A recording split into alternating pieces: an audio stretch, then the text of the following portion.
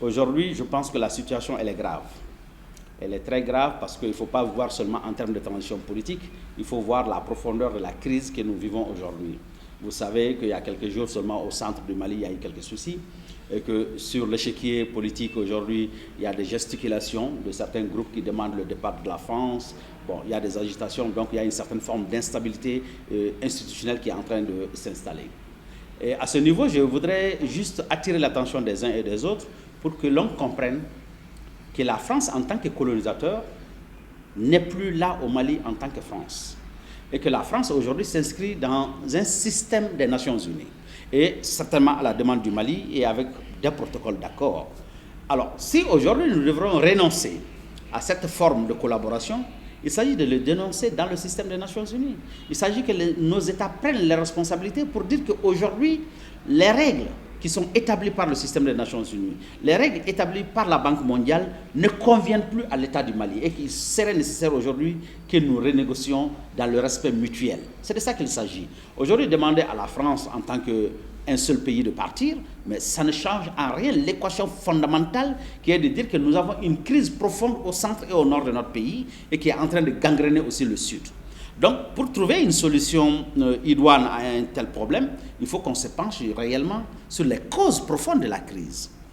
Et à mon humble avis, la cause profonde de la crise, c'est la rencontre entre l'Europe et l'Afrique. Ça a été un choc douloureux. Nous avons connu la colonisation, nous avons connu la déportation, nous avons connu plein d'affres qui est relatif à la recherche de la ressource. Donc la réalité des ressources en Europe a fait que vers les années 1496 déjà, sous la coupe de la famille Cabot, l'Europe est venue chercher des ressources en Afrique.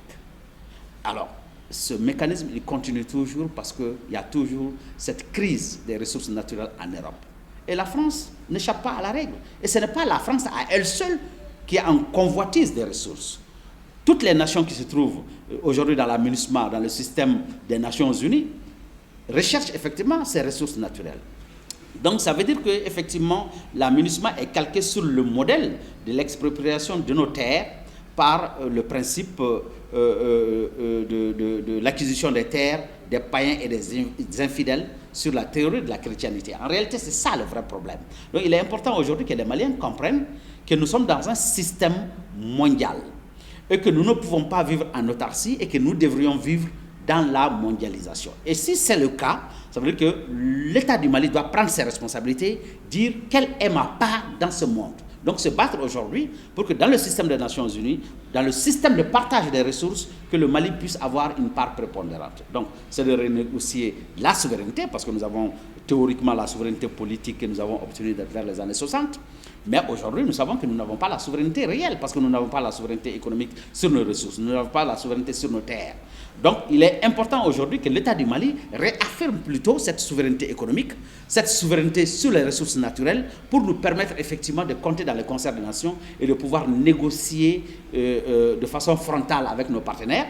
Nous ne pouvons pas dire que nous allons rester en tant que Maliens à nous seuls et ne pas composer avec la communauté internationale. Mais il s'agit juste de dire que nous ne serons pas d'accord que la communauté internationale assiste au génocide malien, assiste à la disparition du peuple malien. Il faudrait qu'il joue un rôle. Et ce rôle, c'est nous qui devrions le définir. Alors, si l'État lui-même, nous-mêmes les Maliens, nous ne sommes pas capables de définir ce que nous voulons, alors qu'est-ce que nous avons à en vouloir à d'autres? C'est à nous de définir notre option, c'est à nous de définir les règles de notre collaboration. Celui qui veut collaborer avec nous, voilà les règles que nous, Maliens, nous voulons. Si vous voulez collaborer, vous venez dans ces règles. Si vous ne voulez pas, aussi, vous pouvez partir. La collaboration, ce n'est pas que la France. Le monde entier attend le Mali parce que le Mali a des ressources importantes. Donc il s'agit aujourd'hui pour le Mali de mettre ses ressources sur la table et trouver les partenaires stratégiques nécessaires qui vont nous respecter et qui vont permettre au peuple malien de s'épanouir, permettre à l'État du Mali d'avoir les ressources et les réserves nécessaires pour répondre à la demande universelle du citoyen qui est juste de trouver de l'emploi, de trouver à manger à sa faim, de trouver de l'emploi pour nos enfants. Donc je pense que cette transition aujourd'hui, à plus d'un titre, est interpellée par l'État, du moins par le rôle qu'il doit jouer aujourd'hui dans le concert des nations, vu que la transition, de mon point de vue, est une opportunité inouïe pour nous permettre de nous affirmer dans le concert des nations.